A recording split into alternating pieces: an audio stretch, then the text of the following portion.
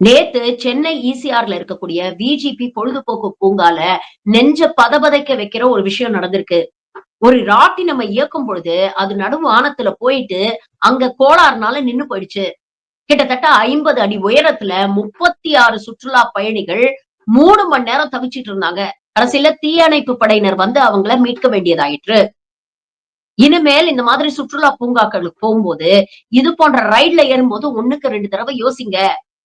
மேலை நாடுகள்லாம் ரெகுலரா அத மெயின்டெயின் பண்ணுவாங்க, காலிபரேட் பண்ணுவாங்க. ஆனா நம்ம ஊர் விளையாட்டு பூங்காக்கள்ல இருக்கக்கூடிய இது போன்ற ராட்டினங்கள்லாம் பாத்தீங்கன்னா, பொதுவாவே துருப்பிடிச்சு கிடக்கும், தூசி படிஞ்சு கிடக்கும். இது போன்ற விஷயங்கள்ல ஈடுபடும்போது 1க்கு 2 தடவை யோசிங்க. உயிர் போனா திரும்பி வராது. யோசிச்சு பாருங்க 50 அடி உயரத்துல 36 பேர் 3 மணி நேரம் எவ்வளவு கஷ்டப்பட்டுருப்பாங்க உயிர கையில புடிச்சுக்கிட்டு. இன்னைக்கு அரசும், காவல்துறையும் விஜிபி கிட்ட விளக்கம் கேட்டிருக்கு. எதனால இந்த தொழில்நுட்ப கோளாறு ஏற்பட்டுச்சு?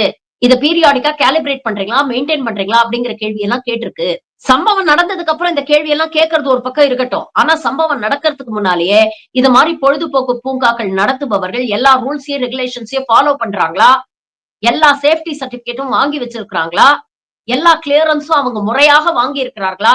இதெல்லாம் செக் பண்ண வேண்டியது காவல்துறையும், அரசாங்கத்துடைய பணி இல்லையா? வருமுன் காப்போம் அப்படிங்கிறது தானே நம்ம பாலிசியா இருக்கணும்.